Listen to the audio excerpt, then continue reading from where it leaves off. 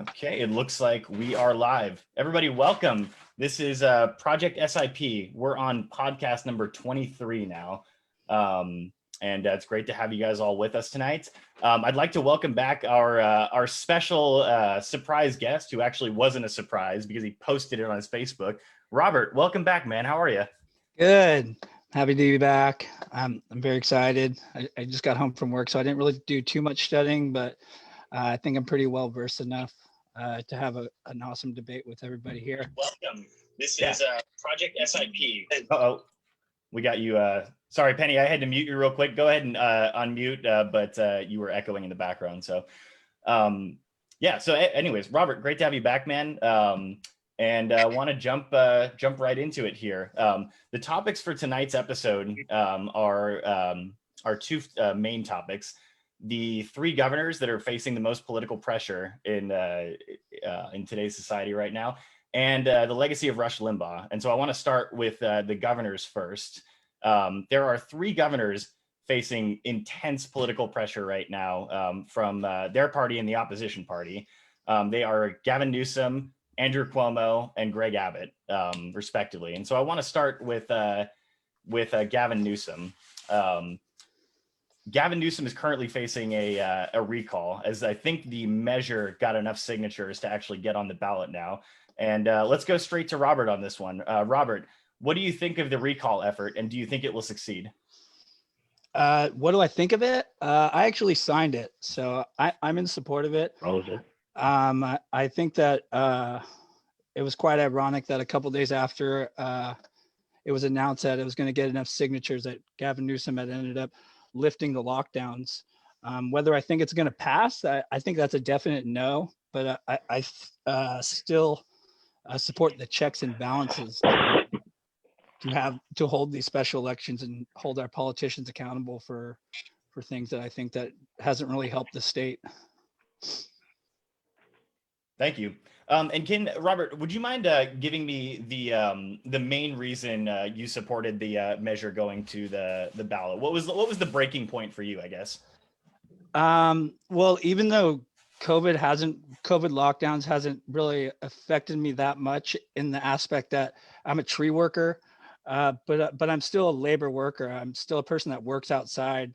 And I know that for a lot of people who don't work in offices or don't have a computer to work behind, they've been negatively affected by COVID by not having work. So I think the main thing as to why I supported it was because of the lockdowns. And from what I had posted before, like the WHO had came out and stated that, and other studies that came out stating that they don't know if there was evidence to show that lockdowns had worked. And I was just kind of more on the side that I don't think the strict lockdowns really helped our state. Thanks, man. Let's go. I want to go to Tyler next on this one. Tyler, do you support the recall effort? If so, why? I'm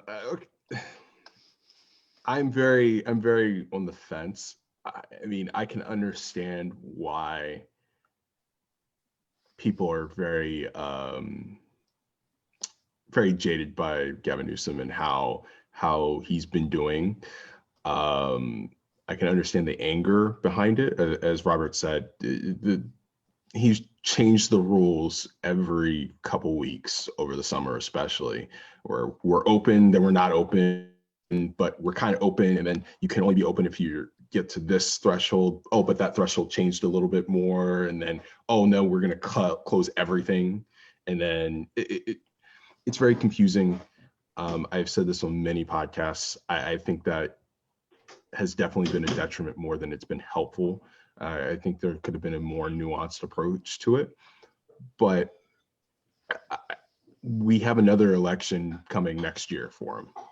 So, I mean,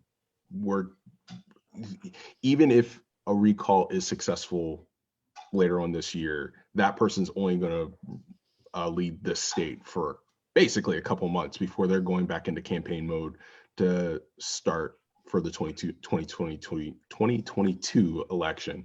And I just think yes, it's good to have some checks and balances, but I think it's too late in the game, and you might as well just start working on 2022 and putting all your efforts into that. Thank you. Let's go next to Jules. Jules, do you support the recall? Why or why not?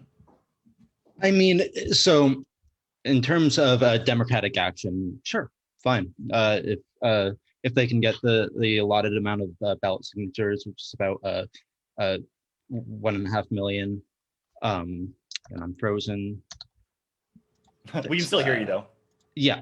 Okay. So about 1.5 million ballot signatures.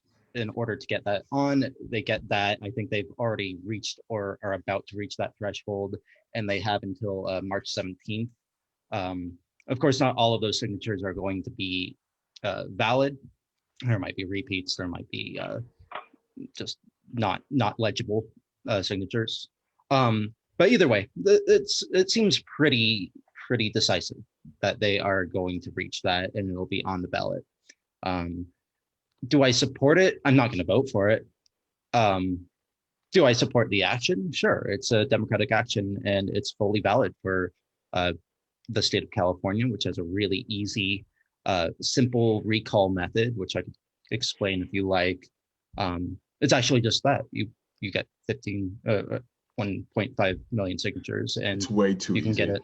Yeah, you can get it right on the ballot.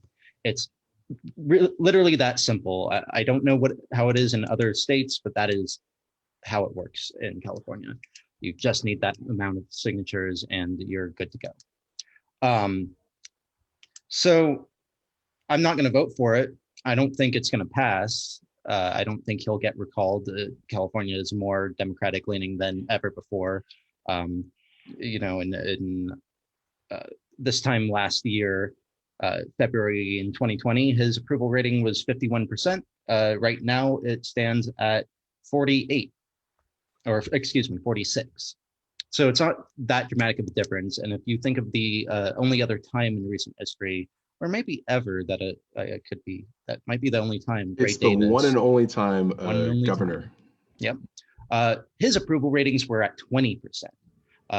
Both Democrats and Republicans, nobody liked the guy. He had bad optics. Sorry, I missed that. Were we talking about Gray Davis there? Or? We were talking about Gray Davis okay. had 20% approval rating at a similar time within the recall effort. Yeah. If you compare like the timeline of events. I was pretty young when he was governor. I remember my parents never liked him at all. And my parents are very, very left leaning. So yeah, he just wasn't liked. There were several crises that he kind of mismanaged, and it just didn't work out very well for him. I think the most of which being the Enron scandal, where energy was literally diverted out of state. I think that was literally his undoing right there. But yeah, that was definitely his undoing. Yeah. And he just had a coalition of both left and right-leaning people who wanted him out. In this case, Gavin Newsom's approval ratings aren't low enough, and California isn't center right enough to decide we want him out. And plus the reasons people want him out are iffy to a degree. I mean, there's definitely some valid points. He's definitely mismanaged things to a certain degree. But so have most other governors, because, within the COVID crisis, there wasn't a lot of support for states, and a lot of governors were on their own. So a lot of them had to come up with their own policies that, either they worked or they didn't. And so they didn't have a lot of support from the federal government, and they just were creating a new procedure that they may or may not have worked, which does to a point explain why he flip-flopped a lot on his policy. Thank you, Jules. I want to send it over to Charles next. Charles, you wanted to make a point on Gavin Newsom? Yes. I respect that they did recalling, but they have 1.8 million signatures, but only like 600, 700,000 are validated, and it's 2 weeks left, and they've been working on it since the 2nd of February. He made some mistakes, and he needs to be held accountable, but I don't support having a special election where we the people have to pay for it and then turn around in 8 months and pay for another. That's my big thing about this. You know, we're already in the hole. Everybody hollers about, well, the money don't matter. Hell, it's my money. It matters to me. Thank you, Charles. Thank you. I agree with that on so many different levels, on different aspects of us wasting money. But I mean, you know, I think that there's a certain aspect where, you know, does it really matter when it's when we're trying to hold our politicians accountable? Thank you. And I agree with that, Robert. I just think that we have an election scheduled. Yeah, and that's It's too when we- it's too that's late. when we can hold them Too little, too accountable. late. Yeah. No, I understand that, you know, but, you know, I think people also kind of look at, you know, most Republicans have kind of looked at what had happened at the end of Trump's presidency, and they're kind of feeling like it's no different than what had happened, you know, to Trump, even though he was out of office. So. Yeah, and that's fair, and I mean, look, I'm okay with the democratic process. I do have a problem with California only requiring 12% of the voting population to be able to put out a recall for a governor, a sitting governor. But I mean, that's the rules of the state, and it's pretty liberal, and I don't mean that in I don't mean that in the sense of it being because they're Democrats. I think it's just super easy, and you know, it's too easy. I agree. It's too easy, to be honest. Does California's pretty anybody- lax with a lot of things like that. Let me stop you guys right there for a second. I got to get to an audience question. This one from Amanda in the comments. Amanda says, do you think that governors like Newsom would have had to make the decisions they made, whether the criticism is deserved or not, if the federal government had stepped up in 2020 to properly support the states in fighting the pandemic? And for this one, I want to go to Kylan, and then I want to get Robert's thoughts on this one. Go ahead. You know, I think, you know, the situation is very nuanced. You know, I think that some of the blame falls on the individual governors because, you know, they made decisions. You know, some governors decided to eschew any and all science. Some governors were wishy-washy. I would say ours was wishy-washy. But I think some of that also came from very wishy-washy guidelines that came from the federal government. And I'm actually not completely blaming this on the administration, because a lot of the wishy-washy guidelines actually came from the CDC, came from the scientific community. And so there really, you know, for a long time, there wasn't really any clear guidance that governors could really use to put together a coherent plan. So, you know, I don't want to totally blame governors for this. What I will blame governors on are, you know, for totally not doing, you know, any sort of public health measures, totally exposing, you know, their populace to getting infected. But, you know, what I also blame some governors on, including Gavin Newsom, is even though the science was wishy-washy or the guidance, you know, I'm not actually going to blame this on Newsom, but I think from governors in general, just countrywide, is, you know, I never understood why, you know, big box stores like Target or Walmart or Costco or shopping malls that have tons of people go and shop in are able to stay open. But yet when we're talking about true small mom and pop businesses, you know, 10, 15, you know, 20 employees or less, you know, in our restaurant industry, you know, they were really put through the ringer. You know, you're open, then you're not open, indoor seating, you know, now outdoor seating, but no outdoor seating. You know, you got to give people a chance to survive. And there's you know, if we can somehow safely have people going to department stores and going to Walmart and Costco and Target, I think we could find a way to safely have people be able to go to their mom and pop stores, to go to their local restaurant, because, you know, you have to balance things. And I've had to look at this because, you know, people are dying, and people aren't just dying with COVID. You know, people are dying from suicide. People are having depression. You know, kids are having a hard time not being able, you know, to be around their kids, you know, I mean, their friends, and being able to properly exercise and move around. You know, so I just think that, you know, governors could have done a better job of being more consistent in their approach and trying to be nuanced in their thought process, not just sending a lot of people to the wolves or sending a lot of business owners to their deaths or to bankruptcy and financial ruin. I just think that there could have been a better way. Thank you. Let's go to Robert real quick. Robert, do you agree with that? Yeah, I totally agree with the aspect of pretty much every state, there was big box stores open, and it was the mom and pop shops, that were getting the slaps in the face.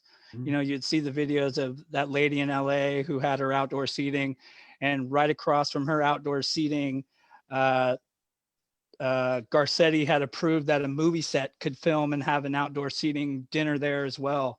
I remember that. Yeah. I think that it was totally just a slap in the face to these little mom and pop shops. And I don't remember the percentage, but it was something like 40%, of businesses, I think in New York, were never coming back, or it could even have been higher than that. So I agree with Kylan on that.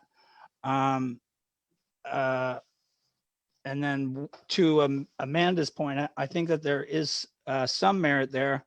I do remember that Gavin Newsom did originally praise the administration for the help that they had offered.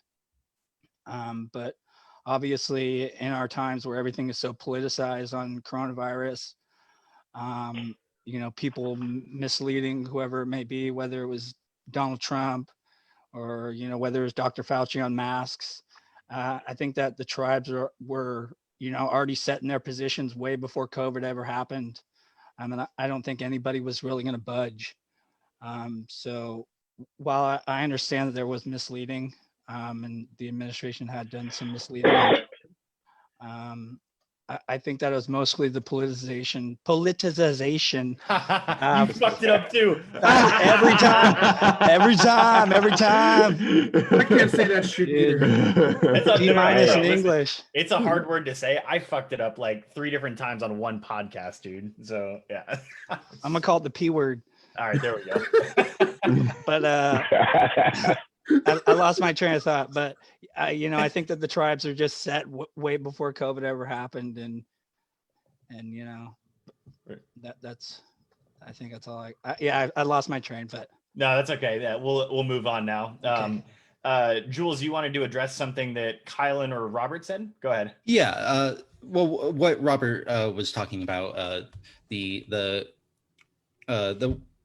bar owner who went viral, who was frustrated because there were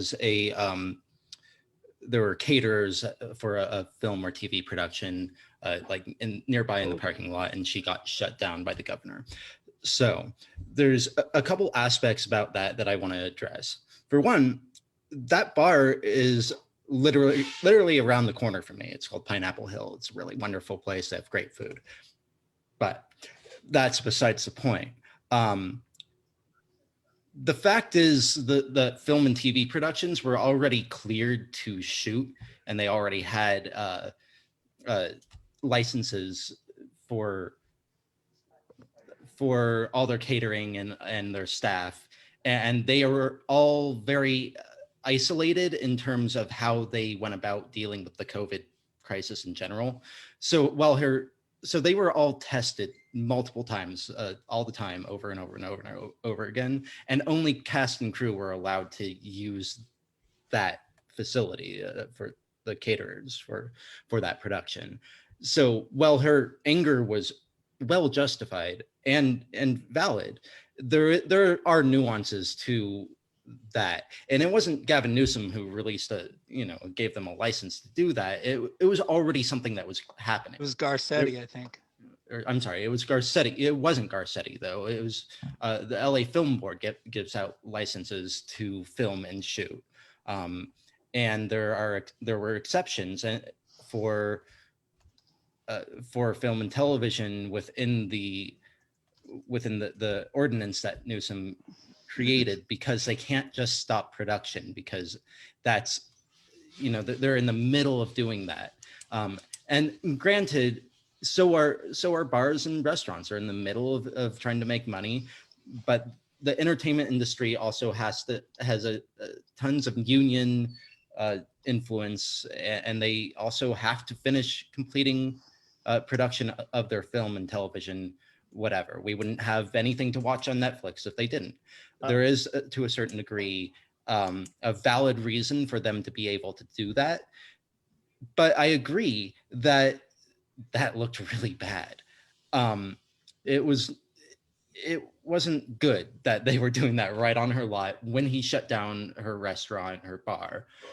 Jules, I don't want to get too far off So topic here. We gotta... I think, okay, so I think the point being is that there are nuances to the way that those things were shut down, but there was no explanation for when everything was allowed to come right back up. Quick response, Robert, and then we got going over to Penny. I agree that there are nuances in that. I think the thing that I just was more or less looking at is it just shows who we idolize in our society, that we let Hollywood have these catering things, or we let Home Depot open so you can go get a flower pot or whatever you need to get, but it's these little mom and pop shops who are really struggling. But I don't necessarily agree or disagree with Jules's statement on there are nuances, and it isn't just as black and white as the story may seem. Yeah, and I agree with that. I mean, it was a strange exception, and it was definitely stark in that video, and she was rightfully upset. Let's go to Penny next. Penny, first time, what's on your mind? Well, I've never been a big fan of Gavin Newsom. He's a corporate Democrat. I've never really liked him, but to be honest, I think he's getting way too much flack. I don't think there's a single governor that didn't handle this like a clusterfuck. Right? The federal government, it was a clusterfuck. So no, Gavin did not. He wasn't consistent. But show me a state that handled this consistently. Right? There might be a handful that handled. Oh no, there's definitely right? a couple that. I was gonna say I've got Kristi Noem in South Dakota consistently handled it by not doing anything or not. So there's states that handled it a lot worse, and but I also understand why people are so pissed. With the inconsistency. Like I have some friends who own a bar 7 West down in Oakland. And they were fortunate that they had a huge outdoor space. And just when they had gone to, borrowed the money to invest in heaters and, and building, outdoor seating and everything, that it got shut down again. Right. So it not only did they miss out on the business, during the shutdowns, but because it was so inconsistent, they followed the rules, they invested the money to, have outdoor seating, and then it was gone. And now they're not even sure if they're going to use it for that long, because, they're hoping that the vaccine, takes hold and everything goes back to normal, which I don't think it's going to, but, so I'm not a fan of Newsom, but I don't think he deserves the slack. I think the worst thing he did was that French Laundry thing, which is just really, really bad optics. But that's a good moment of bipartisanship right there, because everybody on this call right now hated when he did that. That French fly was the worst optics I could possibly imagine, and that happened to be the catalyst to actually push them over this edge as far as signatures go. So. It was a really bad choice, but I also think, like Tyler said, we're going to have an election next year. That's when we should take it, hold him accountable and vote him out, Actually, quick follow-up question to that. Do you think there's a Democrat that could potentially primary Gavin Newsom? Because I don't. I have no clue. Yeah. That's the thing about like holding him accountable that I see is like, if we're holding him accountable in an election, I think the Democratic Party is going to get behind him no matter what. And I don't think they're going to let anybody even get close to primarying him. I think that is why people think the recall is so important. But let's head over to Kylan. Kylan wanted to make a quick point, and then we're going to get to an audience question. Yeah, quick 30 seconds. Just to finish up on the point when we're talking about, businesses and the shutdowns and the job the governor's doing. One thing I think that's systematic of the country in general is just the complete, thought that really the system is rigged against the little guy. It's rigged against small businesses. It's rigged against the small taxpayer. It's rigged against the voting person. The reason why I say that is when you look at small business in the PPP program, most of the PPP money went to large profitable corporations, and the money actually didn't barely even go to the small businesses that actually needed the money to survive. As you know, the PPP loan program was in bed with the banks because the loan program was initiated through the big banks who were only going to give the money to their best customers that they know they were going to make profit off of. And I just think that's totally shitty, which is why I'm glad that there's a new open enrollment period for small businesses with less than 20 employees to have priority to apply for the program. And I think that was actually, speaking of Gavin Newsom, that was another criticism of his, was that one of his wineries, I believe, got a PPP loan out of this whole thing, which is pretty fucking shitty. Yes. I know I got to add a few bucks to the swear jar for that one. Anyways, I want to go to another audience question here. This one from Daniel Levy. Thank you for this question, by the way. The question is, with COVID numbers back down to where they were before the Thanksgiving spike, and with 7+% of the population now being vaccinated, how much of the narrative about Newsom mismanaging the pandemic is actually accurate? If that is the main argument for a recall, will that be effective as case numbers continue to hopefully go down and vaccination numbers increase? And for this question, let's take it over to Tyler. Go ahead. All right. So we got to realize that the Thanksgiving spike started before Thanksgiving. It wasn't because of Thanksgiving or because people were having parties or whatever during the holidays. So we need to make sure we get that accurate. I do feel that with the state of the state, I guess you could say at this moment, it's not necessarily just because of Gavin Newsom mismanaging the pandemic. I mean, it's not that he's necessarily mismanaging it. He's not doing the best for the state, and people have grown very, very mad about what's been going on, about how homelessness has been skyrocketing before the pandemic, about how high the taxes are here in this state before the pandemic. People are talking about wage inequality before the pandemic, and how Gavin really didn't do anything about that in the year and a half that he had before the pandemic started.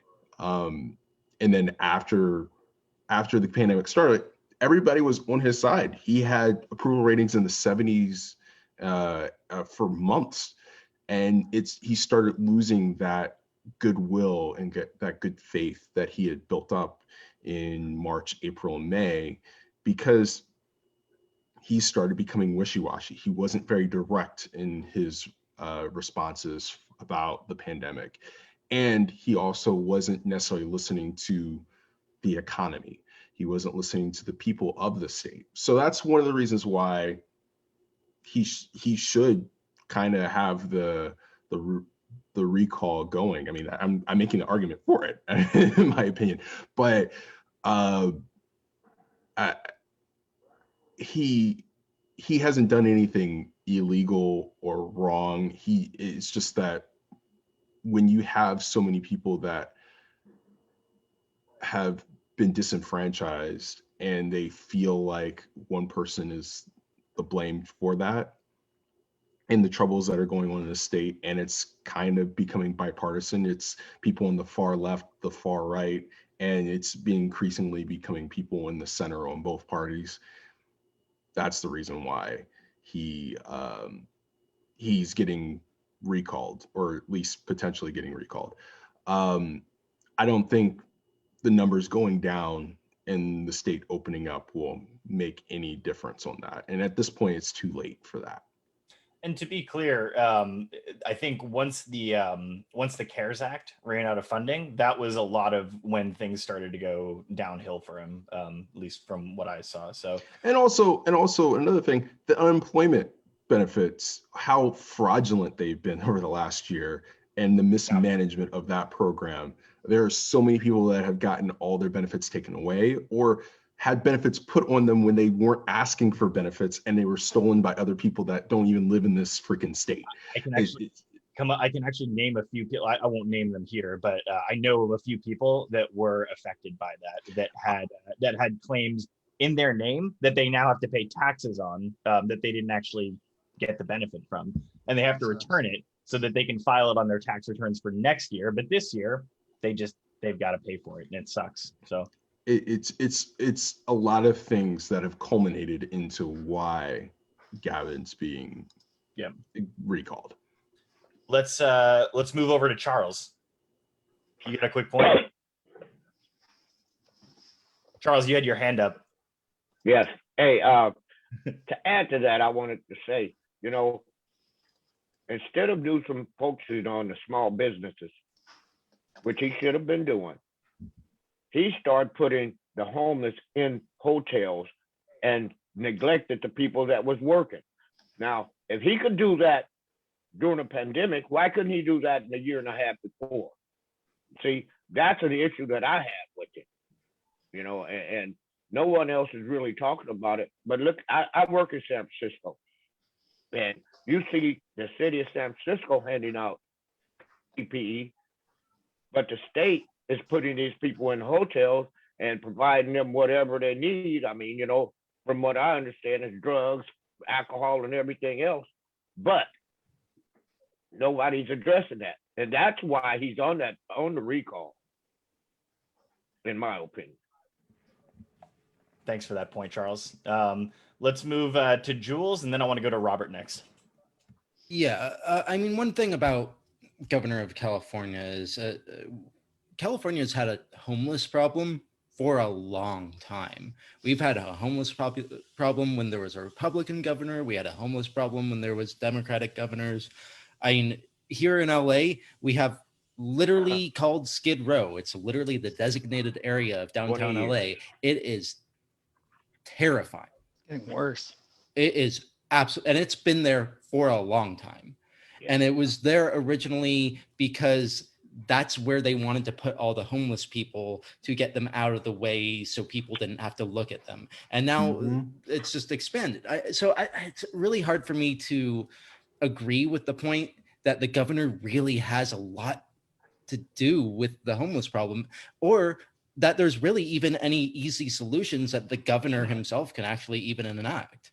I don't, we've got other states that ship in the homeless from Arizona and Texas, and so we get homeless from everywhere. They just ship them to California. If they land here in LA, they end up in Skid Row. And what are we supposed to do about that? I would say yes to that. That is something that has been going on for decades, but that's one of the things that Gavin said he would fix. Yeah, but every governor has said that. I mean, mayors, governors, they've all said that. Mayors of San Francisco, mayors of LA, they've all said they'd address that. But that issue is so huge. I don't even know where you begin. As I said, it's not just one thing, because that is one thing, but it's a multitude of things that is the reason why he's had such an upwelling of support for this recall. Yeah, I think that upwelling of support is amongst a small constituency, though, because his approval ratings are about the same as they were this time last year before the pandemic. Thanks, Jules. Let's move on to Robert. I think the thing I really wanted to respond to was, I think Daniel had said something about people, since the numbers were going down, that why would people support the recall? Am I right on that? Was I reading that wrong? I can read through the question again. So the question was, with COVID numbers going back down to where they were before the Thanksgiving spike, and with 7% of the population vaccinated, how much of the narrative about Newsom mismanaging the pandemic is actually accurate? If that is the main argument for the recall, will that be an effective case as numbers go down? Well, I think that as the numbers are going down, in a lot of different states, my main concern, and I know from what I watch on news, or what I hear on social media boards or whatever, chat rooms, is that the main problem is that when you actually compare numbers by the 100,000s of like the rate of the coronavirus cases per 100,000 people, California is still above Florida, and California is literally right below Texas. These are two states that didn't really have strict lockdown measures, and Florida still had less Florida still had less cases than California. So I think that's like one of the main concerns that people were looking at was like, did these lockdowns really even work? I think it's mostly the people who are affected by the lockdowns who have lost their job, and feel like the lockdowns really didn't have an effect that really helped our state in the end. I know that's where I look at it personally, even though I wasn't personally affected.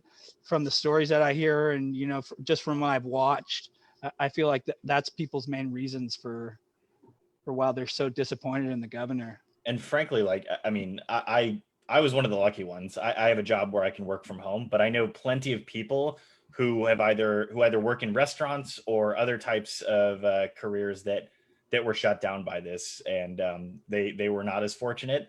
And, you know, in the beginning, when the CARES Act actually had funding and they were getting, you know, the $600 plus the original unemployment, they were doing pretty well. But when that number went down, that's when the anger and resentment towards Newsom, I think, started to hit a fever pitch. But let's move past Newsom for now, and we'll move on to the next governor. But before we do that, I just want to let you guys know we had a poll in the chat that said, do you support the recall effort against Gavin Newsom? And we had 2 people vote yes and 7 vote no. So it gives us a sense of where our audience lands on that. But let's move on. I want to go to the next governor, Greg Abbott of Texas, who had a scandal recently. Well, I wouldn't call it a scandal necessarily, but he had a situation in his state where the power grid essentially completely failed. His entire state was plunged into basically having no electricity, except for like certain areas. And a lot of people are blaming his mismanagement and ERCOT, the state's energy management company, for failures with regards to this event. So I want to go to Kylan. Kylan, can you give us a quick synopsis and then let us know your thoughts? Absolutely. You know, so this actually goes beyond Greg Abbott. This actually goes back, you know, to Rick Perry. You know, when it was brought to Rick Perry's attention that the energy grid and system needed to be weatherized and the changes needed to be made, and Rick Perry shot that down, and that only continued under Greg Abbott. Okay, so Texas energy grid is totally deregulated. Texas is the only state in the country that is not connected to either the Western United States power grid or the East Coast United States power grid. Texas is completely sovereign in a way. They're sovereign citizens because Texas did not want to have any regulation, you know, total free market. And so with anything, I think life is a balance. You know, things shouldn't be completely, totally crazy, uber liberal, and things shouldn't be total crazy, you know, batshit crazy conservative. And so in this instance, you know, this was a Randian wet dream of totally unfettered, unregulated capitalism. And so in this instance, when the cold hit and the primary way that Texas gets its energy is through oil and gas, when those oil and gas pipelines ruptured and the water pipes ruptured because they weren't weatherized, people were without water and people were without power. So first, Greg Abbott tried to play the shifting blame game and blame it on the Green New Deal and blame it on renewable energy, even though renewables are less than 15% of Texas's total power output, you know. And so, you know, it just wasn't right, you know, because then you take it a step further and you talk to the lieutenant governor of Texas, Dan Patrick. Dan Patrick went on and said that actually it's the consumer's fault. Consumers wanted cheap energy and they should have read the fine print instead of going for the cheap energy. And so, you know, it's kind of like the same thing when you look at other things with just total unfettered, deregulated capitalism. Everybody's not going to take the time to read all the fine print and everything. People want to be able to have a reasonable and baseline modicum of trust in either their federal, state, or local government to not screw them, to not leave them twisting in the wind. And, you know, in some cases for veterans, have a $16,000 energy bill because the law of supply and demand says when you screw up and don't weatherize your pipelines, you then go and you punish the citizens, for choosing your energy plan, when the pipes broke down. And so I just thought that was just a total amount of hypocrisy, especially for Dan Patrick and Greg Abbott and Ted Cruz and every other Republican in Texas, when they put their boot on the neck of everybody in California and every Democratic governor and said, this is what happens when you get liberal politicians running states, when our state was on fire and we were having problems with PG&E. And so it was funny too, because when Ted Cruz was cornered on that, he pretty much shrugged his shoulders and said, yeah, my bad on that one. That was wrong. And then just backed away from it, because even Ted Cruz, in his infinite knowledge, knew that he really couldn't say anything to dispute that he was entirely hypocritical. Kylan, he shrugged his shoulders while sipping his margarita, clearly. Yeah, he sipped his margarita in Cancun, and then threw his daughters under the bus. But then the text messages came out, but I digress. But that's basically what happened in Texas. And I just think that it's sad that the American people, that the people of Texas are stuck with these exorbitant bills that are being thrown under the bus by their state government and are being told that you should have read the fine print. Thank you, Kylan, for your impassioned take there, man. Always appreciated. Let's move on to Penny. Go ahead. Well, first of all, I think that so far Abbott's gotten kind of off the hook by Ted Cruz being a big distraction from the fact that he was kind of missing in action, except for going on Hannity to complain about, how somehow his power grid failing is the Democrats' fault. And green energy's fault, even though wind power works perfectly fine further up north where they're used to these kind of winters because they've winterized it. And when they're pointing the finger, at California, California had, hundreds of thousands of people out of power for hours to a day or two at a time, as opposed to millions of people for a week. Right, it's a completely different, story. So, them pointing the finger is just ridiculous. El Paso was on the Western grid, and they didn't have any problems, during this storm. And the other thing I wanted to say is the Wall Street Journal just wrote an article about how since deregulation, Texans have paid an extra $28 billion in energy costs above and beyond other, people on the Western grid or the Eastern grid. Huh. So the deregulation hasn't worked well before this disaster. It was costing Texans more. So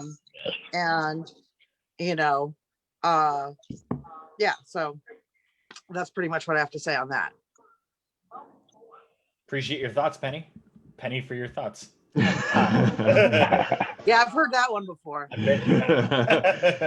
Let's move on to Tyler. Go ahead, man. So I definitely want to compare and contrast. I mean, first, briefly, how we've talked about Gavin Newsom and how much the lockdowns have been crazy compared to Greg Abbott, in that basically did a minimal lockdown and then basically hasn't done too much since then. But we're both basically in the same realm of deaths per 100,000 people, cases per 100,000 people over the summer and fall and winter.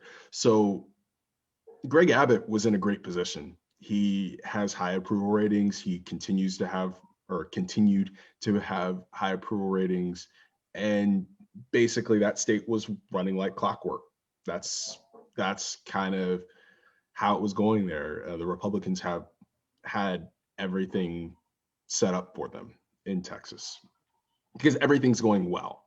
I mean, people are dying, yes, but they're dying in California too. And their economy was a lot more open, pretty much one of the most open states. Then you have a nice little snowstorm, an ice storm, a couple of them actually, with a polar vortex that brings down negative temperatures, not just freezing temperatures, but negative. Dallas had an all-time maximum low temperature ever. I think it was a -2 or 2 or something like that. It was crazy cold, even in Dallas and in San Antonio. Brownsville, Texas was below freezing and almost below in the single digits. I mean, that's Mexico, essentially, right on the Gulf Coast. So it's crazy how wide-reaching this system was. But 10 years ago, as Kylan had mentioned, when Rick Perry was the governor, they had something similar happen in the northern fringes of the state, including Dallas and Lubbock and Tyler and Austin. And they basically did nothing with it. And that's where we are now. I do want to say it could have been handled so differently on all sides of the matter in Texas. I mean, meaning their government could have at least winterized it, taken responsibility. Hey, we messed up. We did not do what we thought would have saved Texans because we didn't think we needed it. That's basically what it was. They didn't think they needed it again. It was a 1 in 1,000 year storm to them. And it would have been fine if they just owned up to that. Hey, we messed up. We're not going to let this happen the third time. But they basically blamed it on everything else that had nothing to do with anything. Blamed it on wind power and solar and the Green New Deal and Democrats, Nancy Pelosi, just pretty much any boogeyman scapegoat that they could come up with. And I think that is a huge problem, because if you look at maps of where power went out, Penny mentioned El Paso. El Paso had a couple things go wrong because it's ice. Ice kicks everything out. But El Paso's power outages were only a day, 2 days at most in most places, while there are people in Houston that didn't have power for almost a week. And then you have people in Oklahoma, just across the border, Arkansas, Louisiana. Louisiana had snow on the Gulf Coast, snow and ice on the Gulf Coast, and nobody was talking about the power outages there. These are all states that are all around that were affected by that same storm that didn't have the same issues. So you can't blame it on, hey, we didn't, it was solar panels, it was wind turbines, and gas is what it is. We're talking about states that also depend on gas and natural oil and natural gas, let's just say, and they had no issues. And to be fair, though, I mean, it's not. I would say it's a disingenuous argument, but it's not totally without merit, because the wind turbines actually did freeze over and stop as a result. But in my opinion, it represents such a low percentage of their energy. And that's kind of my point. Is like, they were minutes away from losing the whole entire grid, and you can't blame it on 10% of your electricity output, right, when there are states north of you that have deal with this every single year and have no issues with it. Quickly, I want to go to Robert. He's been waiting for a while. Go ahead. All right. So the first thing I think I wanted to respond to was that Tyler did leave out the state of Nebraska. Nebraska had lost power, and their power is fully run. It's a public utility. So there's no privatizing of their utility. It's all run by the government, and they were still having power outages. So I don't know how much of this we can necessarily blame on unfettered capitalism. I think the thing, Robert, I wasn't saying that. Sorry. I definitely agree. There was power outages in other places. I'm just saying that there weren't as long. That's primarily what I was getting at. I'm sorry. Yeah, sorry, I wasn't really as clear as I should have. I was responding to your aspect, and then I was kind of bringing it back to what Kylan was saying. Was it okay? was a thing about capitalism? Mm-hmm. I sort of agree with that, but I think the main problem here is it's a problem with government. I think we see every time something happens, a politician is always going to point their finger at somebody else. There's no time that a politician is really going to ever admit fault for what they had done. I think that when we look at ERCOT, ERCOT's board is appointed by the governor of Texas. And what had happened was, because of the coronavirus, instead of ERCOT having their technicians go out there and make sure that everything was weatherized for the winter, they had done this all through video chats. So I think that was a major issue, was that they should have done what they were, even though they weren't necessarily elected, they were still appointed by the governor. I don't know if it was Abbott or the previous, they were still appointed by a Republican governor either way. But I think that they should have stepped up and made sure their stuff was actually weatherized. So I think that, I think I can pretty much agree with everybody that it was the fault of the government. They had let that one slide. That's actually all I really got written. So I think I agree with everybody that it was the fault of the government. I'm just not necessarily on board that the deregulated market of Texas was necessarily to blame. Sure. That's a And great to point, be Robert, just really quickly, go ahead. definitely not 100% the role that unfettered capitalism had, but it also played a big role, especially when it came to what the energy companies did to the people when there was a shortage in energy, when they beefed those prices up by like 2,500%, people are getting $12,000, $16,000 bills. That part was kind of where the unfettered capitalism, when these energy companies were able to basically run roughshod, with no accountability to the people. That was really my main point, but you brought up a good point to counter that, Robert. I appreciate that. Nice. Thank you. Penny, I think you had something to say before Robert jumped in. Well, I was about to say, I don't remember what I was about. Oh yeah, first of all, that it was the winterizing, because windmills work in Antarctica, right? Like, as long as they're properly winterized, they work fine. But yeah, the unfettered capitalism, part of the reason why they didn't winterize it is because they didn't feel like it was worth the investment, right? Like a certain amount of regulation. They came up with the report after 2011 saying that this was the problem, it needs to be winterized, but because the regulators couldn't have any say in Texas, they just threw that report aside. And again, because they didn't feel like it was worth their investment, because a lot of unfettered capitalism is extremely short-sighted, right? It doesn't take the long view, right? It's immediate profits. So that's part of why the grid wasn't winterized to begin with.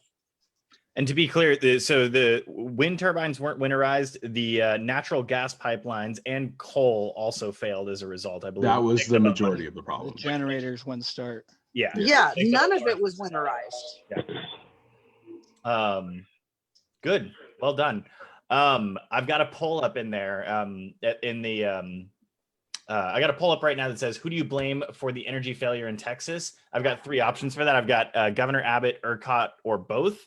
One vote for both and one vote for ERCOT. No votes for Governor Abbott. Surprising, but yeah, it is what it is. So why isn't Cuomo in there? Well, we also, their troubles aren't over yet, because of now their trouble is with water, right? Because so many people's pipes broke, right? I have a friend who lives in Texas. She was calling around. She, the earliest she could find a plumber was the end of March, right? And even people that are finding plumbers, there's a parts shortage right now going on, right? So there are people who are going to be boiling water for months, or, if they even have it coming out of their taps to boil, right? So we'll see how Abbott's popularity is after a month of the shit that they're about to go through in Texas, because it's just started. So now right? It's interesting you bring that up. I know that for a while most of Texas was under a boil water advisory. Is that still the case? 14 million people were under a boil water, and we don't even know yet the death toll, because there's a lot of people still being found, in their apartments, right? Yeah. Or in their housing, who passed away, and they're not even going to know the death toll for a while yet. The boil order has been lifted in a lot of places, a lot of jurisdictions. It's not lifted everywhere, though. There are Yeah. still large Gotcha, okay. swaths of the state that it still have it. Okay, understood. Okay. Well, I think we've sufficiently covered the situation in Texas with Greg Abbott. Now I want to move on to the big one. I'm sure you guys have heard a lot about because it's been in the news quite a bit. Is Governor Andrew Cuomo of New York. Now, for those of you who don't know, Andrew Cuomo has been involved in quite the scandal with regards to his handling of nursing homes during the COVID-19 pandemic. I think you want to add an S to that. Scandals. Yeah. Scandals. You're right. Yeah, You're right. apparently So he also horrible. can't keep his mouth and hands off women either. Oh God. And we'll get to that. We'll get to that. First, I'd love it if one of you could give us a brief synopsis of the nursing home scandal, so we can at least get into that first. Who feels comfortable with that? So with the nursing home scandal, that basically came out to be, I think it was the Attorney General that came up with this report. They were like, oh, well, we're noticing about 50% more deaths in nursing homes due to COVID over a certain period of time. And it went from like 8,000 to 15,000 when they actually did the final count on it. And they were like, why is this the case? And they basically were like, well, it could have been the only people that could control the count was the governor. And so basically he suppressed how many deaths were happening in his state, so his numbers wouldn't look as bad as they actually were. I wanna point out though that those deaths were reported. They just weren't reported as happening In nursing homes. in nursing In homes. nursing homes, yes, Yeah. yes. But that's kind of what I did leave that point out. I'm sorry. Well, But you gotta still, remember, Tyler, before even the deaths were reported, he was already screwing up, because as these nursing home deaths were going up and up and up, he wasn't getting these people out of these crowded nursing homes. He wasn't doing anything to get them spaced out so they would stop infecting each other and dying in exponential numbers. now, in terms, that's hard. That's hard for a governor to be blamed for. And the deaths part, he needs to be held accountable for that, 100% for sure. But you can't necessarily blame him for businesses that weren't necessarily doing their part to keep people spaced out or keep people from visiting that potentially could be infected, because that was happening a lot at the beginning of this pandemic, and it was taking a lot of people out in nursing homes. But that's just the start of everything, as we mentioned with Cuomo. Yeah. And just to expand on that, actually, the scandal was made public on the 11th of this month, when the New York Post reported that Melissa DeRosa, a secretary and aide to Cuomo, privately apologized to lawmakers for the administration withholding the nursing home death toll, and the reasoning was they figured Donald Trump would turn it into a political football and just bash them over the head with it, which is probably true. Let's be real. But it's worse now. Yeah.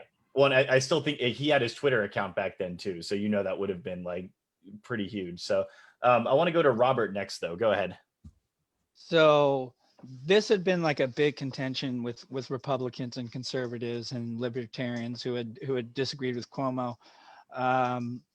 Even before this aid had came out, you had heard this all the time. Republicans. I know I'd heard Ron DeSantis do an interview where he had said something about how his state was doing so good. And I don't really care to talk about that part, but this is a big contention with Republicans, was that Cuomo had been doing this, so that he didn't put an advisory out that people were being moved from hospitals back to these nursing homes.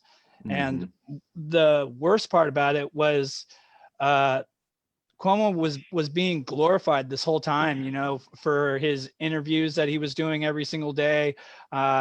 Didn't he get nominated for an Emmy or something like that, for doing, I think it was like an Emmy or a Golden Globe or whatever it is. He had gotten nominated, I'm pretty sure it was something like that, for his speeches that he had done. He would go on CNN and do interviews with his brother Chris, and they would totally give softball interviews. So I know that this had been a big contention before this aid even had came out and said anything. So I just think it was kind of a slap in the face that, he was never scrutinized, and, he was actually glorified during his whole coronavirus, even though New York was, the hotbed for the virus at the very beginning. So I think it was just kind of the two sides of a coin, where one side was being shamed and the other side was kind of being glorified. Yeah. And to be clear, in the very beginning, I remember thinking to myself, like, man, Cuomo and Newsom are killing this COVID response and stuff like that. They're just doing a phenomenal job. I thought they were doing a phenomenal job at first. I even went so far as to say to a couple of my friends, I think that Gavin Newsom is setting up for a presidential run after how well he's handled this. But man, like, him and Cuomo, just like, you can talk about a fall from grace. So, who wants to go next? I don't think we have a queue going here. all I was gonna say next was about Chris Cuomo, because that was definitely brought up by Robert there. CNN put a prohibition in place for Chris being able to handle his brother sometime back in like May or June, because people were talking about how that is it's not good. It's not a good look to have your brother throwing softball questions and be like, ha ha ha. Remember that one time the mother did this kind of stuff? It was not great. Look at this big Q-tip. Oh, can it fit in your nose? I know, right? It's just but to Robert's point also, because of that great press that Cuomo got, he basically got a pass for the second half of last year for everything that he did. And frankly, if it wasn't for the scandal, I think he probably would have been fine. It wouldn't have been a problem. But because of the scandal, it started opening up the books for all the other things that he was doing last year. And it just I'm using my swear, he's a piece of shit. He's a piece of motherfucking shit. Oh, okay. Piece of shit. Go get him, Tyler. Go get him. Any sponsors we had are now gone, so We had none. They'll still sponsor us. When we get the sponsors, they can look back and not sponsor us anymore. There you go. Retroactively revoking sponsors. So. Yeah, we'll be canceled before we even get started. Yeah. Charles, what are your thoughts on Governor Cuomo? Oh, man. As far as I'm concerned, Cuomo did a kick-ass job until he got caught lying. And the biggest thing about that is he would only go on his brother's show and throw the softballs. And every morning he came on, and then every night he went on his brother's show. As far as I'm concerned, I heard what he said. I watched what he did. But when I heard him say, well, they can go back to the nursing home, that really kind of struck with me, because I work in a hospital and we didn't let anybody go back in there once they were treated. We don't even, they put up, I still get a thermometer check every day I go to work. So how are you going to send somebody that had COVID back to a hospital, a nursing home that's still full of COVID? That's bullshit. And that's what lost me with it, So I kind of phased him out at that point, Yeah, Cuomo's had a history and a reputation of, frankly, being a dick to his staff, playing favorites, being apparently now sexually advantageous towards his female staff.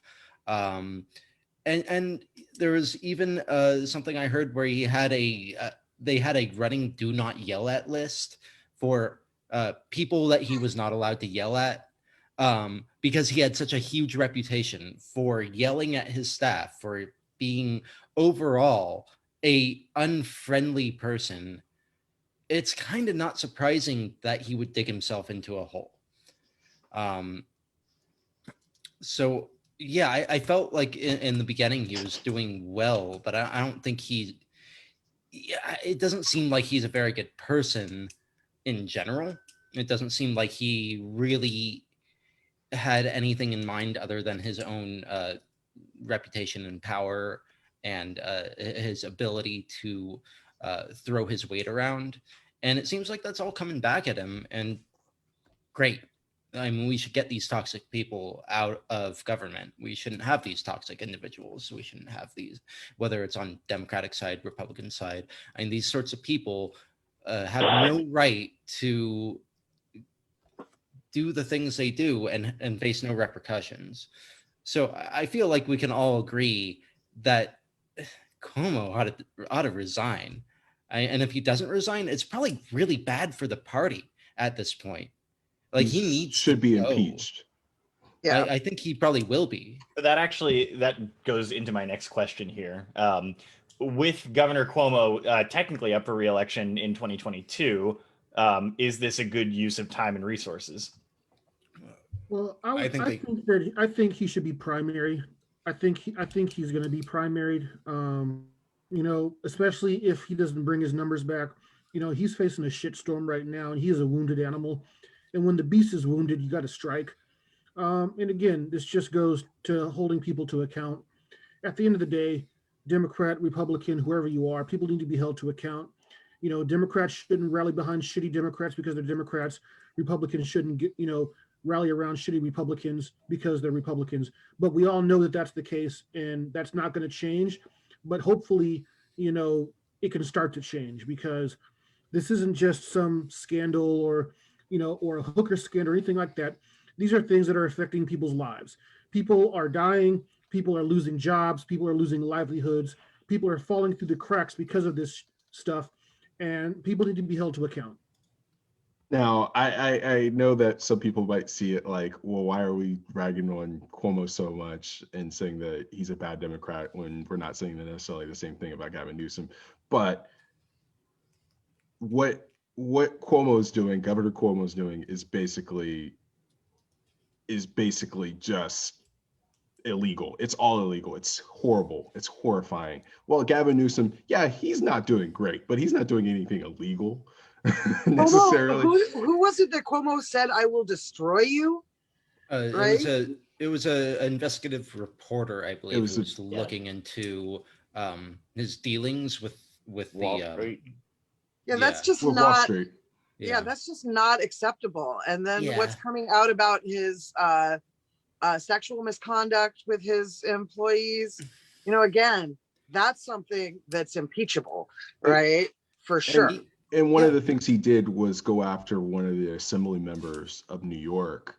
So, I mean, would you want one of your elected officials to go against somebody that's trying to bring up the fact that there's a problem? I mean, that's he's a whistleblower. You don't go after somebody that's a whistleblower and threaten their careers, essentially. So, I mean, it seems like we all kind of agree that he's a piece of shit. As I've said, he's got to go. Times. He's got to go. And I mean, but I think, Jules, you brought up a good point. Like, where does this leave the party in New York? And New York is a very blue state, as we've seen in past elections. Even with Cuomo floundering, he still has an approval rating that's probably around where Gavin Newsom's is. Is there somebody in the state that could resurrect the party? Yeah, I think that if anyone was to run against Cuomo, I think that it would be AOC. I think that she would, she pulls in a lot of money with her outreach for what she did in Texas. She blew her primaries out of the water. She had whoever, Cabrera, I don't remember her name. So I think that she's highly popular in the state, and she pulls in a lot of funds from throughout all of the United States. So I think that if anyone was to primary Cuomo and has a shot at it, I think that it would be AOC. That is an the interesting last thing I point. expected to hear come out of Robert's mouth. Holy I think she's probably more interested in Schumer's seat, honestly. I think so too. There's no way she's going to take Schumer out. Well, but No, she won't. she's definitely wants to run for Senate. But she wants to, yeah. It gains popularity even if you don't win. The problem is getting your seat back, which I don't think that she'll ever have. But you gain popularity. I mean, you see what Swalwell, you know, he gained popularity from running for president, even though he had like a 1%. You know, I think it helps. I think it helps your popularity. And It was the beard, Robert. Name recognition.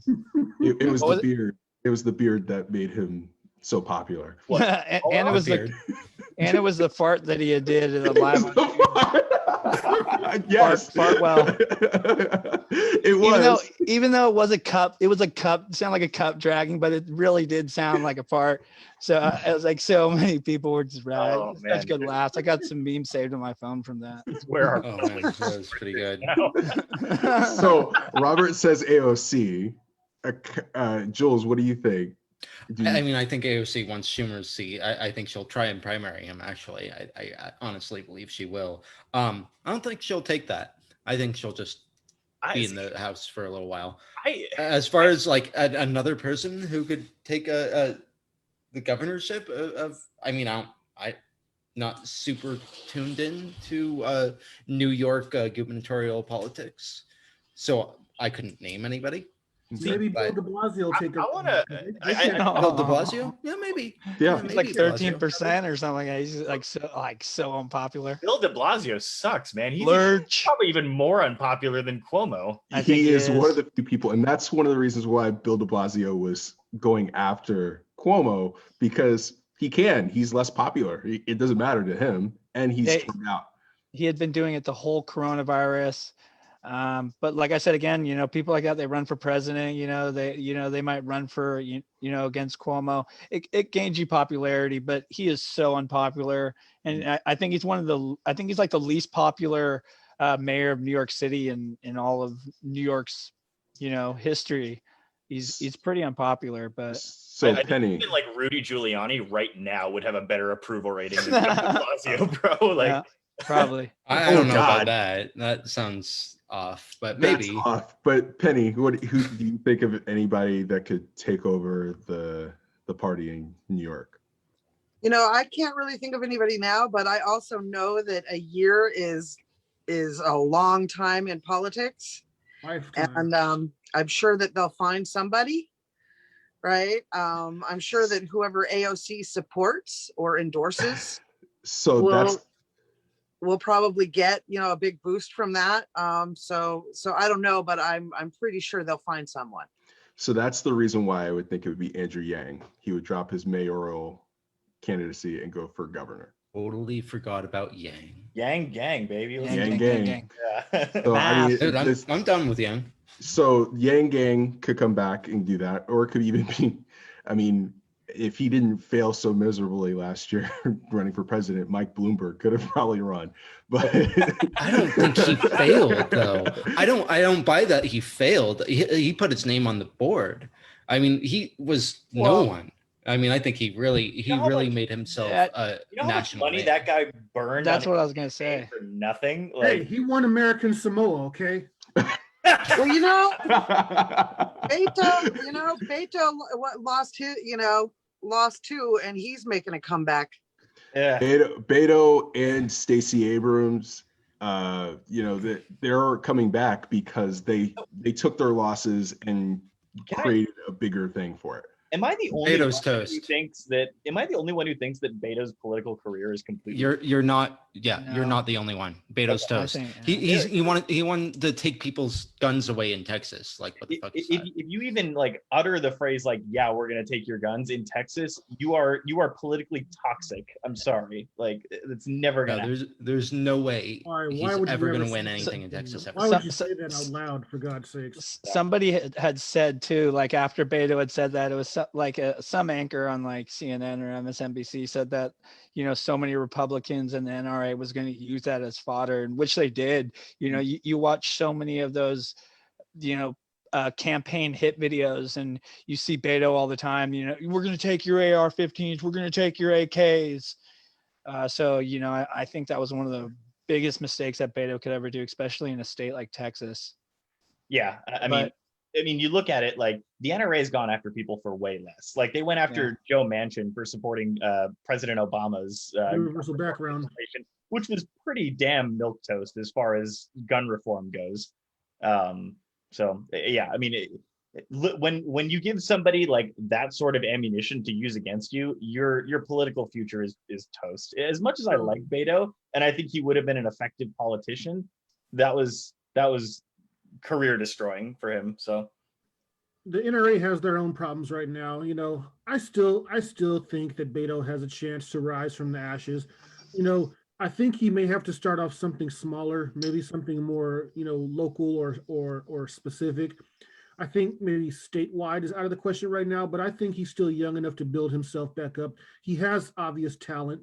You know, he's done good things. What he did, raising money and helping out the people of Texas, you know, that goes beyond Democrat or Republican. So, you know, I've seen people come back from way worse, you know, from being shitty people, from cheating on their wives, from making their mistresses have abortions, to cheating on their taxes, and they come back just fine. You know, so now granted, this is still Texas, which I realize, but I don't think you know, I'm not burying the man yet. Yeah, I mean, maybe, but I mean, Howard Dean never came back from that screen. That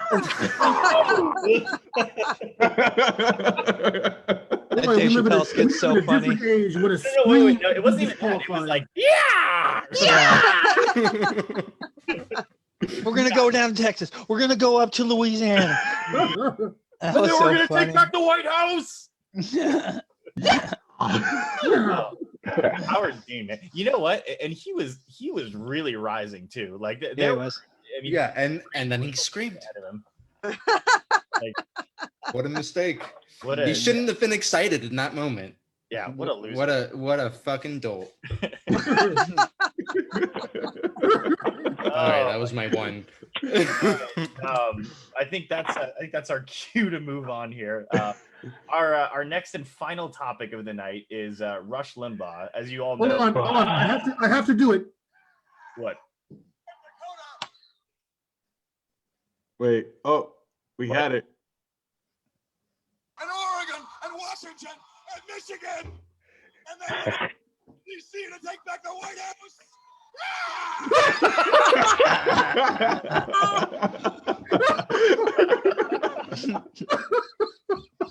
Damn. Oh man. Never gets old. Never gets old. Never gets old. Oh. So one last laugh before we move on to our final topic. Wait, say again? I said one last laugh before we move on to our final topic. Exactly, right? Yeah. Oh God. That's so my God. All right. So as many of you are aware, Rush Limbaugh, a pioneer in political talk radio, passed away 8 days ago today. There's a lot of opinions on it. You know, Rush Limbaugh was obviously a very polarizing figure on radio, but you cannot deny that he paved the way for a lot of political talk radio channels that have spawned as a direct result of his influence. So I guess you know, without being disrespectful to the man in passing and stuff like that, I don't want to get too, you know, into the weeds with that and stuff like that. But I want to go to Robert first and ask Robert, what did Rush mean to you? So I didn't start listening to Rush until about 2 years ago. I'd listened to him here and there, but it was something that I had started to listen to him on the regular. You know, he was, you know, his radio was good to listen to. Obviously I didn't agree with everything that he said as being a libertarian. But it was more or less the legacy that he had pioneered for conservatives to kind of shut down the monopoly that they had over talk radio at the time. I know that there were laws that were in place that something where you were like liable for things that you said, or I don't exactly know how the law had worked. But right around the time that Rush had came into radio, that law had been rescinded maybe by Reagan, or I don't exactly remember who, but it kind of paved the way for conservatives to start opening their voices more on talk radio. So more or less, the way I looked at Rush was that he had, you know, paved the way for people like Ben Shapiro and others today. And, you know, even people on the left that you see these YouTube channels, I think that we can kind of give some sort of a little bit of a respect to people even like Joe Rogan for having his Spotify, I think that Rush Limbaugh's legacy had a lot to do with more than just talk radio and more than just politics on radio. But I wasn't the biggest a fan of his, so I don't want to pretend to everybody that, I was a big Rush supporter, but I did show my respect by saying rest in peace when he passed away. Totally. Thanks for sharing, Robert. Yeah. Let's go to Kylan next. Kylan, what did Rush mean to you? With Rush, so first, you got to give credit where credit is due. Number one, that man made a fuck ton of money over his career.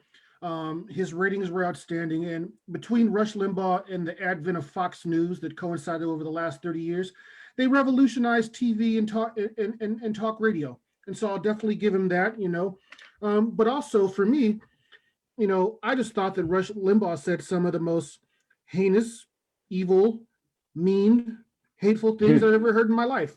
Now, I've had family members, I've seen family members waste away and die of cancer.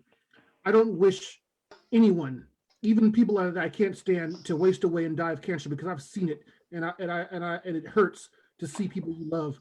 And the man had a family, a wife, maybe kids, friends, who's seen him waste away, and I don't wish that upon anybody. But with that being said, I'm not celebrating the fact that he caught cancer and died, but I am celebrating the fact that he's no longer on the radio. And I think I'm separating the two, because this has, I don't equate this with him being dead or dying of cancer or suffering or anything like that.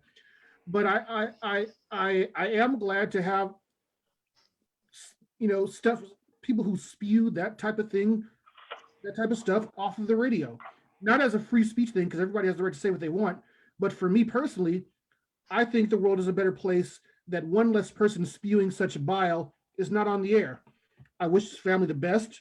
I never want anyone to suffer. But for me personally, I didn't like the guy. I didn't like him at all. But even for people that I don't like, I don't wish suffering. So that's my point on that. Thank you, Kylan. Penny, let's move on to you. Same question. Well, I'm a fucking feminazi, so I got some shit to say about Rush. Right. Sponsors, don't listen. Potential sponsors, don't listen. Sponsor alert. Go ahead. No, I didn't wish the guy, suffering or death. But once he died, yeah, I did a little dance, because I'm sorry, the guy was bad for American politics. He started the vitriol. He was the start of a lot of the misinformation coming from right-wing media. He did. I mean, I've got a list here of crap that he has said and done. Right. Calling the New Zealand mosque shooting a false flag, right, event, calling women feminazis, calling Sandra, I forget her last name, a slut, right? And, just going after private citizens, right, for his ratings. Barack the Magic Negro, right? That song that he, that parody song that he did. The AIDS update, right? Where he made fun of, people dying of AIDS. And now we're supposed to be so sensitive, right, to, his passing. Like, again, I understand that there are left-wing media personalities or whatever that are also have, vitriol or whatever to the other side. But I mean, a lot of that started with Rush, and he was a racist, sexist, xenophobic asshole, in my opinion. Sorry, cuss jar. But yeah, that's what I got to say. I think you owe a couple dollars in there by now. You got to buy Robert had a quick response. Go ahead. So I want to respond on a couple things, because there are some context to certain things that Rush had done, whether it's the AIDS update that he had done or the Sandra Bland thing where he had done those things, and he had, sincerely apologized and even said that the AIDS thing was one of the biggest regrets of his career. But the main one that I wanted to respond to was the context of the Obama, the Magic Negro. So I don't know if anybody knows the context behind that, but there was a Los Angeles Times article that David Ernstein had wrote when Obama was running for president. David is an African-American and a supporter of the Democrat Party. He had wrote an article for the Los Angeles Times called Obama the Magic Negro. And it was this article about how Obama was going to be the black man that was going to save America. You know, as a lot of the times that when you see Morgan Freeman in movies, he had used these examples of all these times you had seen Magic Negroes. I feel so uncomfortable saying this, but you know, I'm trying to, you know, speak of how the article is written. And so what Rush had done was he had made that song in light of that article. I don't think that he necessarily was just going out there and calling Obama a Magic Negro. It was kind of a joke to what David Earnhardt's article was about. And the article is titled Obama the Magic Negro. While I didn't think the joke was very funny and I think it was distasteful, I think that there is some context that needs to actually be put to that, where a lot of these articles that you read that had said, you know, Rush's legacy was, you know, horrible. I read a lot of those articles and none of them actually give the context or, you know, even have say things that, you know, Rush had, you know, sincerely apologized to Senator Bland or he had deeply regretted the AIDS thing. So I think that there is some kind of context that needs to be put to some of those stories. Fair. I appreciate you filling in those gaps, actually. Let's go to Jules real quick, and then I want to go to Charles next. Go ahead, Jules. So one thing that I could say about Rush Limbaugh is that he was an amazing broadcaster. His pauses were perfect. He knew exactly how to pull on the strings of the people he was trying to manipulate. And he did it expertly. Okay, Jules, we're gonna be here all night, dude. Get to the point. All right. The fact is, he did. He was an expert broadcaster. But if I spoke like Rush Limbaugh all night, it would take 20 minutes to say 5 sentences. His syndicated radio show was like 3 hours. It was 3 hours. It was so 3 hours. Ridiculous. Yeah. But I mean, the guy was full of vitriol. He was full of hate.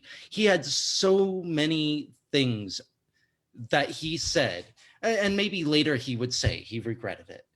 But he said those things, and he fed into the zeitgeist of that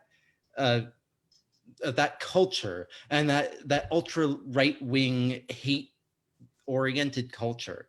I mean, there is a reason why people who listen to Rush Limbaugh would go on to vote for Donald Trump and vote for people who were, demagogues, people who openly expressed their hatred of the outsiders. He created a systematic infrastructure in which organizations like Fox News could work off of to increase the fear of the other, to increase and exemplify his own passion for his point of view without any regard to other people's feelings. And he did not do anything in his show that did not settle into this place of ultra conservative BS. So I am not sad that he is gone. It's too bad he suffered. I don't wish that on anybody, but he was not a good person. He never tried to be a good person, and he never wanted to be a good person. He did not, maybe he thought he was a good person, but he had done things, you know, he had done things where he had like donated MacBooks, you know, he had donated a lot of money. I mean, it wasn't like he was fully a selfish person. I totally agree. You know, being a selfish person and being a good person is quick back and forth between the two. We got to get to Charles next. Yeah, I mean, being unselfish and being good is different. I mean, if you're going to be unselfish, great. But if you're going to be good, you don't spread hatred throughout the country. I don't think that that's much different than what we see in any corporate media, though. I mean, I think it's more just an aspect that a lot of people didn't agree with his politics. And I commend a lot of these people here that say that they don't wish his death. You know, I think the main problem that I had was you see it trending on Twitter, rest in piss. So I do commend a lot of people in here that actually show respect for not, celebrating his deaths publicly, so I commend you all for that. Thank you, Robert. So let's go to Charles real quick, and then I want to get to the next question here. No, I'm sorry. Let's go to Charles, then let's go to Tyler, and then I want the next question. Go ahead, Charles. All right. Let me just say, when you broadcast shit on TV, on radio, on TV, or you put it out there in the atmosphere and people accept it, then you meant what you said. How I feel about Rush? Fuck Rush Limbaugh. That's how I really feel. Point blank, straight to the point. I didn't like him, and I hope he rested in double hell.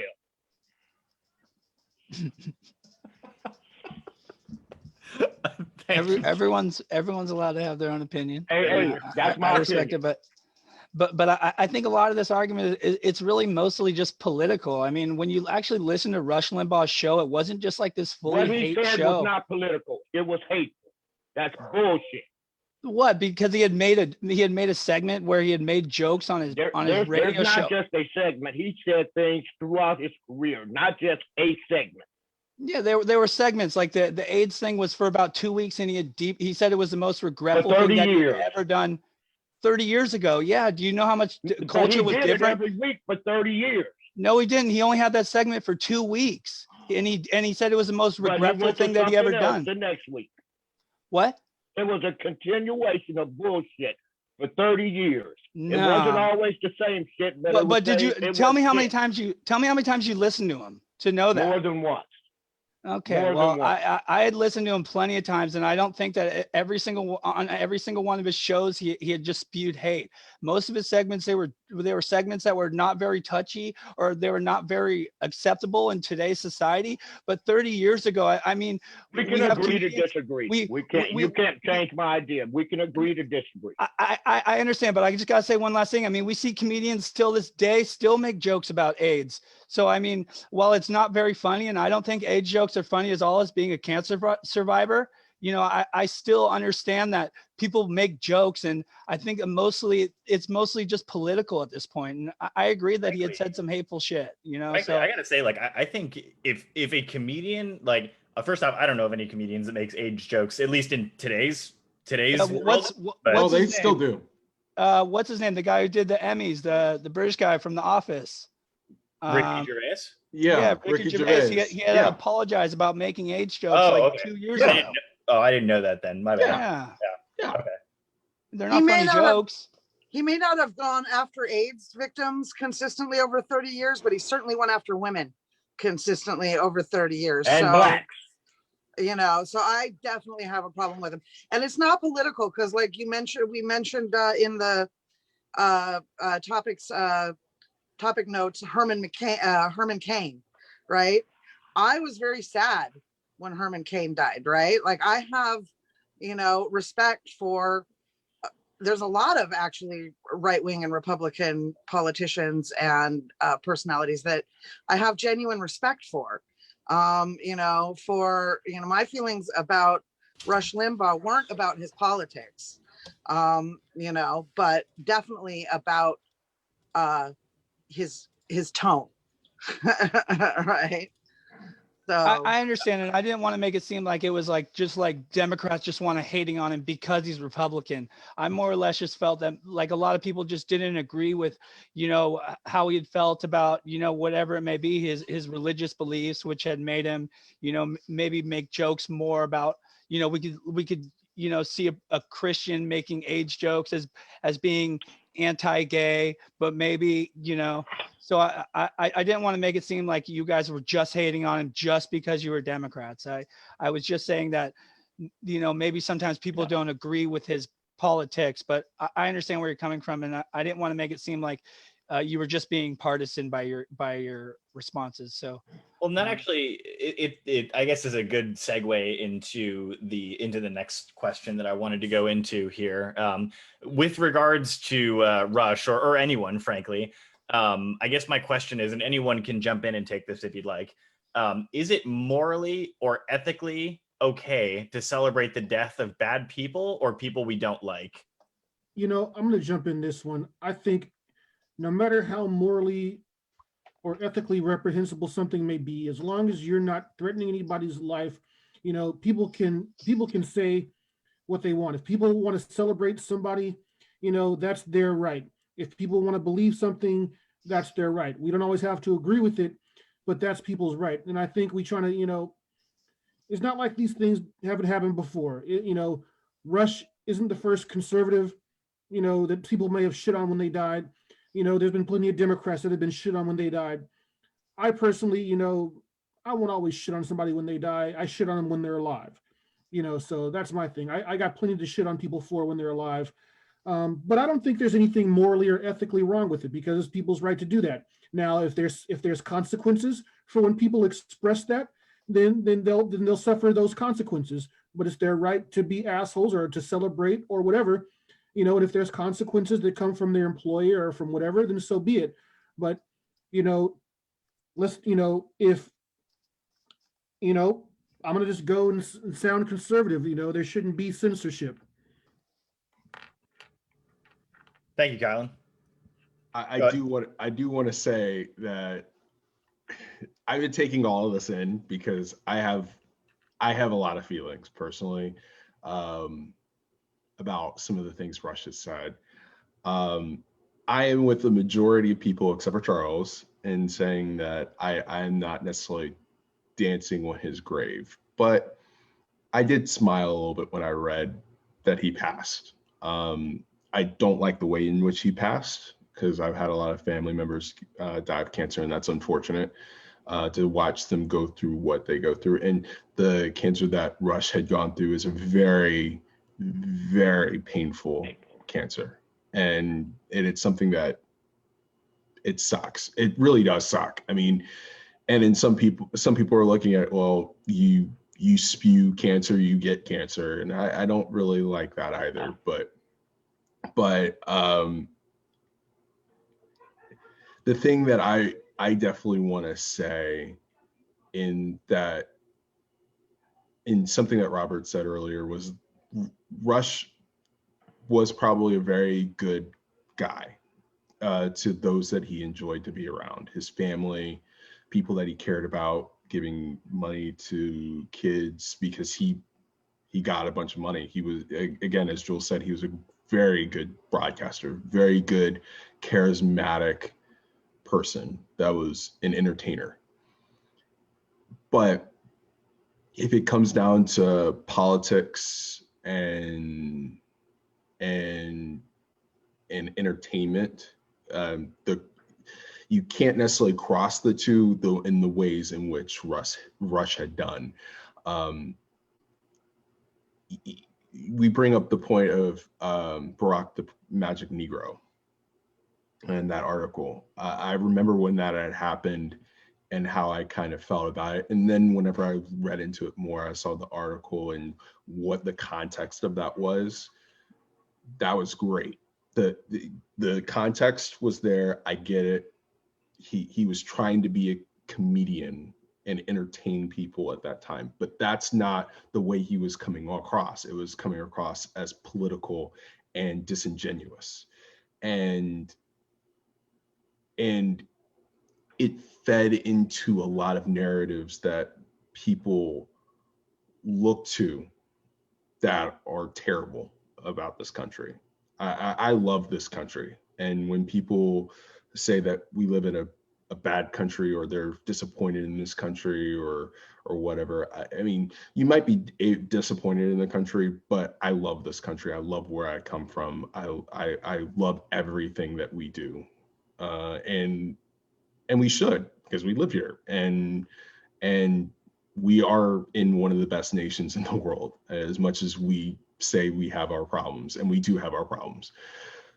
But when you have somebody like Rush feeding into the worst parts of us with misogynistic jokes or statements, with homophobic statements or jokes, with racist, because the way in which that was portrayed and the out of context that he had put it in, that's just one example of it, of things that he'd done. That is bad. I mean, I know we use racism, it's overused now. White supremacy is overused now. But when we break it down to who was his audience when he was saying those things, that was the worst elements of our country. And it's really hard to separate the entertainer or the politician or the comedian or however you want to put Rush with the good guy that he was to those that were around him. And that's unfortunate, because those who were actually pretty close to him probably think that he was a really good guy, and that he is separated from the guy that was on the radio all the time. Thank you, Tyler. Let's go to Jules next, and then I've got another question for the panel. Go ahead. All right. I mean, the question was, is it right to celebrate the death of somebody that you think was immoral or evil? Right. That was the heart of the question. Yes. That was the question. I mean, in so few words, is it morally okay to celebrate the death of wicked people? Sure. You know, I mean, my family background is Jewish, and while they got out before the Holocaust happened, I think they celebrated the death of Adolf Hitler. And maybe, yeah, he created the Autobahn, great. And Mussolini, he made the trains run on time, wonderful. But he still oppressed those people, and Hitler murdered millions of people. And while I'm not equating that to Rush Limbaugh being a terrible, bigoted, sexist individual, they are not the same thing. They are not the same thing. But the influence he had on making people believe these things, which are the same types of beliefs and thought processes that lead to people like Mussolini, who lead to people like Hitler, these hate-filled ideas that that propagate in people's minds, the idea of blaming other people for the problems that you see in your own country. Hitler blamed the Jews. Rush Limbaugh blamed the feminists. And he created a situation, and he propagated a situation where that hate could run free. And while I'm not saying that equates, I'm saying that level of vitriol can extend to that. Somebody can take that and run with it. That anti-Semitism that one person has, that one person on the radio says, maybe it's the Jews. Well, say Adolf Hitler hears that. Well, he decides that maybe that's the Jews. Like, this level of hate is not okay. You don't go on the radio and you don't become a public figure and spew hate. It is dangerous. I don't see it much different though than what we see on like corporate news, like whether it's like no, I don't either. It's like actually, Fox or yeah, but I think Fox is NBC. I think Fox is in a very real way an extension of what Rush Limbaugh started in what was it 1989. It is, but what about MSNBC? I mean, it's all the corporate media. But they're not spouting hate. Well, yeah, they kind of are. I mean, you see all these attacks on how they're kind of making this narrative that any person that voted for Trump is somehow like a terrorist, and there's people going on MSNBC. Never said that. Yeah, there were people on MSNBC making references that there need to be drone strikes taken out on Trump supporters for what had happened. There was that. There have been. Was there? I mean, that's irresponsible, and I don't support that either. I know, but what I'm saying is like you see this on both sides of the aisle. So I don't necessarily think that Rush was like going on his thing, like making these undertones, like how That like doesn't make him how any better. It doesn't make him any better, but he wasn't going on his channel like saying, or on his radio show, like making these undertones that white people need to hate black people. And I think that that's kind of No, what we're but he painting made it out to be. insinuations that black people were lesser. He made insinuations that women were When? lesser. He did. Like, when did he say Plenty these of things? times. Like, I got a list of it for you. Guys, one at a time, remember. I defer. okay, well then, okay. Okay. Okay. In 1970, he told a black caller, take the bone out your nose and call me back. Okay. In 2004, he think it's time to call the National Basketball Association, the TBA, the Thug Basketball Association, and stop calling them teams. I don't see that racist though. It is racist. 90% of the players are black. Well, okay, but Okay, again, wait. Let me. I got one more. Yeah, let Charles finish. If any race of people should not feel guilty about slavery, it's Caucasians. Well, I don't think that's. I think that's actually political, because most conservatives would say that it was actually the people in Africa that were actually, there was actually other black people that were selling the slaves. So I think that I see this as a political argument where we're not going to agree on the politics of his statement. And I think that there could be context behind that statement, because I've made that argument myself too. Well, I agree that there's definitely white people and Western Europeans to blame for what slavery had done. I also think that there's an aspect that we can also say, well, like, hey, we need to also see the other aspect of this, that it wasn't white people just kicking down doors in Africa to take slaves. This was like, I don't want to go too far off on a tangent, but I see this kind of as a political argument as well. I agree with that. I agree with that, because one of the reasons why I agree with Robert on this is because none of us had anything to do with what happened 400 years ago, 500 years ago. No, but the continuation of Jim Crow and everything else is still part of that. That is a thing. That is a thing. Yeah, you get the criminal system today. Yeah, for sure. That is a thing. That's Jim different. Crow, yeah.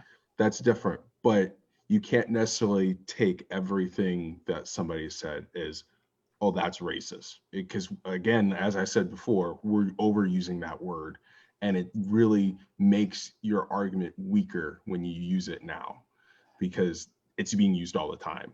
And so I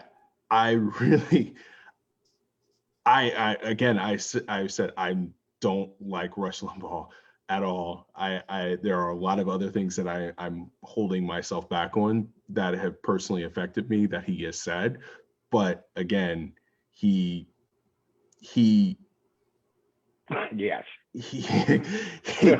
a very despicable person for some of the things he did, and that he touched on a lot of the elements that you're talking about there, Charles. But to Robert's point is that there are some people that are on the left that do exactly the same thing, and that's not appropriate. And it's not appropriate, and we cannot act. It's never good. It's never good. But to Robert's point, we cannot act holier than thou when it comes to that. No, and that was never what I was saying. That we're in. I do want to quickly comment on, what Jules said about how, rhetoric leads to action, even if the person spewing the rhetoric is trying to make jokes or whatever. The backlash against feminism, right? The whole feminazi thing. When Rush was doing it, he just thought it was a joke. Now we have incels who are like radicalized and actually have a history of several of them going out and doing mass shootings targeting women specifically, right? That's an example of rhetoric that once it becomes entrenched in the culture, right, turns into action. And so that's like a lot of the problem that I have with a lot of the jokes that Rush made up or talked about with women. It's become entrenched in the culture, and now there are people who are a lot worse than Rush who take that those ideas and act on them. And so that's the problem I have with that kind of rhetoric. But I do agree with Robert that I don't know who on MSNBC said that they should target Trump voters with drones, but that is absolutely vile. I don't agree with that. One of the things that I hate about our current political atmosphere is all the death threats that come from both sides. It's it's really gotten out of hand, and it needs to stop. Can I ask you a quick question to clarify here? The MSNBC segment that you're referring to with regards to drone strikes, what was that in reference? Was that in reference to the Capitol insurrection, or was that something else? I think that it was a like, it wasn't like the lady was saying that it was like a direct like they need to be drone strike, but it was like a subtle hint towards it. I'm pretty sure it was towards the Capitol, but I could be mistaken. It was a part of the Capitol insurrection. Oh, got it. And it wasn't like she was like saying like these people need to be drone strike, but she had thrown the thought out there of like, well, the president, should do, like, was saying something about like Iraqis, or like saying, well, maybe he should take these terrorists out like how they do in the Middle East. It was like kind of like this, yeah. like a subtle. So and I don't exactly remember it, but I could pull up the Tim Pool thing or find the exact segment. So it wasn't like a direct threat of like killing people. It was like this.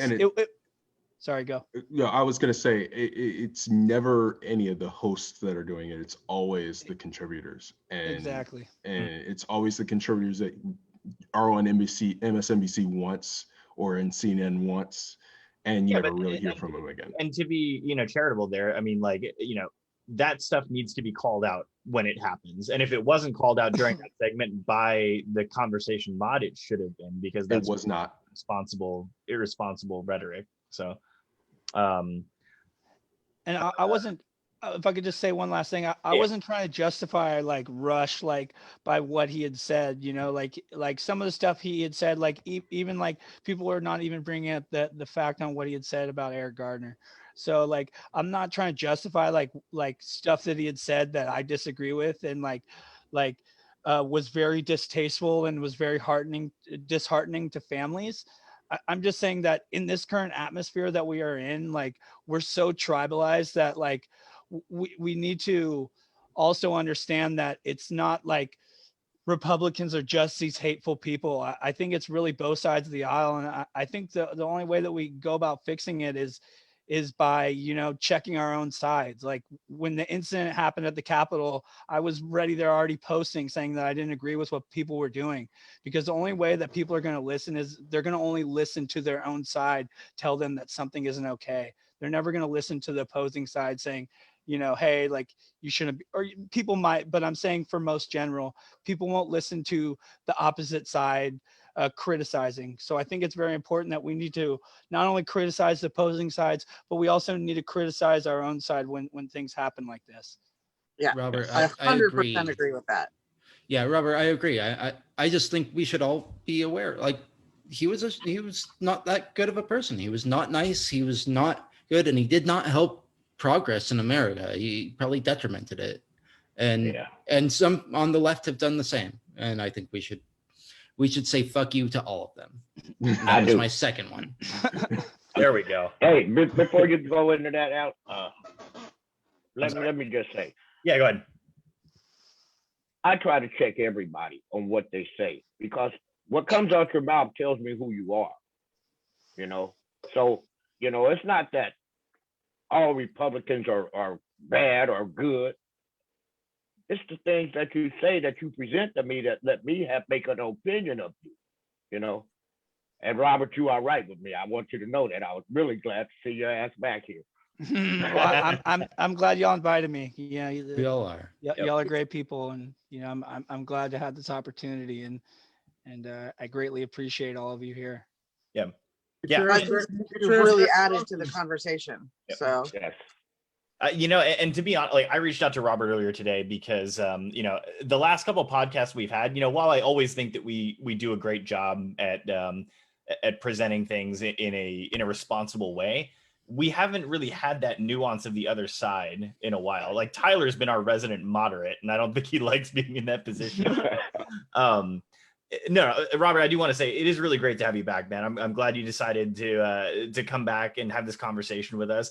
And let me just say, being in Robert's position, being the lone dissenting voice on a podcast with this many people, it's not an easy thing, and it takes courage to come out and do that. So I appreciate you in that regard, man. So well, thank you. You know, it's great, and it's just hard. You know, sometimes always dissenting. I feel like I'm like, being hateful by always dissenting, but tonight we had a lot of agreements. So. Yeah, and honestly, that was a lot of the reason that I brought you on, is because we were talking about the governors tonight. I think we can all agree that like all three of those guys, they got some screws loose and stuff like that. Yeah. So and they're with all that, three shitty. With that, I wanted to end the night on this last question. It's a two-part question, and I want everyone's answer here. Of the three governors that we discussed tonight, who do you think is the most fucked? And then as a secondary question to that, is there a governor that we missed that you also think is under fire or should be under fire? And I'll start with Kylan. Cuomo is absolutely the most fucked. Is there another governor who should be under fire? Yes, but they're not gonna be held accountable. Ron DeSantis is going to win. Kristi Noem is going to win. So nobody else is going to suffer any consequences. Fair enough. Let's go to Robert next. I got to agree with Kylan. I think that Cuomo is definitely, the most screwed with, how many deaths there were, and then now the sexual assault thing coming out. I think Cuomo is in very hot water at this current point in time, but his family is popular in New York. But I honestly don't see him, having a very good future. Let's see. I just had to. If I had to say that there would be someone else that would be, on the hot seat, I couldn't really think of anybody. But I think that Inslee kind of had the same kind of problem in Washington with the nursing home deaths. I think that it was New York, Washington, and the Chaz, man. Don't forget the Chaz. Oh yeah, right. And they had the Chaz, and they were and people were saying, that was the mayor. That was the mayor of Seattle. That was more or less praising the Chaz. But yeah, I think that Inslee, I really didn't like the whole nursing home things. I thought there could have been some kind of better aspect of, not letting people go back to nursing homes with a virus, even if it is a flu, severe flu. Yep. And by the way, if the second part of your question, if someone's already used that answer, you don't have to answer it. Just answer the first part of the question. Let's go to Penny next. Definitely Cuomo is the most screwed. As far as other governors, I agree with Kylan that nobody's going to see any consequences. But I do want to say that I would not want to be Governor Whitmer. Not because she's done anything wrong, but because she's been under fire from, they were plotting to kidnap her and execute her. So, well, in the kidnappers' defense, I believe they wanted to have a mock trial first before they execute her. Oh my God! Right. Due process. Wow. All right. Let's. Wow. Hey, let's go to Jules next. Jules. Yeah. I mean, obviously Cuomo. I mean, there's no contest.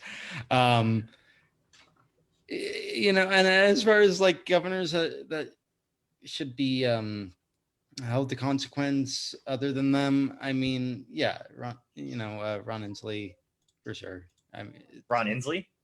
Sorry, I'm mixing up two names. Two very different people. Ron DeSantis, of Florida. Yeah, probably should be taking a little more flack for like letting the beaches just be open and people partying on. I mean, that's kind of fucked up. But yeah, I mean, nothing's gonna happen with that. I would say that, Ron DeSantis has nothing to worry about because people are excited about their economy being opening. And, Yeah, no, of and course, they're making and all that's the why. money. That's why he's Tourism. champs. Super I Bowl mean, champs. his lack of action has killed a ton of people. But Nobody at the same time, they're open. Nobody their cares. economy's fine. Yeah, but they're and super not, happy about it. and they're not necessarily any worse. That's No, the thing. a lot of people are dead, but they got to party hard first, and that's the important part. It's a risk thing. But anyway, my obviously Cuomo is the one, as I so fervently said earlier. He's a piece of fucking shit, and I think another governor that would probably be having problems right now. There's two actually, Brian Kemp, Doug Ducey. Yep. Those two. Who else? Oh, Doug Ducey. Doug Ducey. They're For both different gonna, reasons, though. Yeah. for different reasons, but they're both going to have issues here in the next year or two in their states. Let's go. Yeah, I agree. Let's go to Charles next, and then we'll wrap it up for the night. Yeah, I'm for sure Cuomo, but the governor of Georgia for defining Trump in trouble. Yeah. And then I'm gonna go with the crowd as well. I'm gonna say Cuomo, although like when the death count finally gets released as far as Texas goes, I'm not ruling out Abbott could also be in like hot water too, as much if not more. And then under the radar pick, I really don't like Kay Ivey. I think she sucks. Oh wow! Yeah, From where? Mary Kay Ivey of Alabama. Alabama. Yeah. She was actually one of the most reluctant to issue a stay-at-home order at the beginning of the pandemic, and she actually probably cost plenty of lives. On top of the fact that I disagree with almost every decision she's ever made politically. So, I guess we'll end with that. Does anyone have any closing statements? Mm-mm. Welcome back, Robert. Good to have you back. We missed you, Thank you Robert. to all of our viewers for tuning in tonight. Welcome Make back. sure you like and follow Project SIP. We have a special broadcast coming up Tuesday of next week, the Black Experience. We have some very good panelists, myself, Tyler, Charles, and a new panelist, Chris Pleasant, that I look forward to introducing to you guys. Tune in to Tuesday at 7 o'clock. Have a good time. And And don't please, forget to like and subscribe. on Like and YouTube. subscribe. We also have our YouTube channel under Project SIP. So please go to Project SIP on YouTube and like and subscribe to that as well. Just like and subscribe to everything. Let's be real. We're everywhere. We're growing, and we're showing up in more places. Ladies and gentlemen, And thanks it so much feeds for our watching. egos. Hey, Jules, screw up my outro, bro. Bye, guys. Everybody, All right. thanks Good for night, watching. everyone. Have a great night. Bye.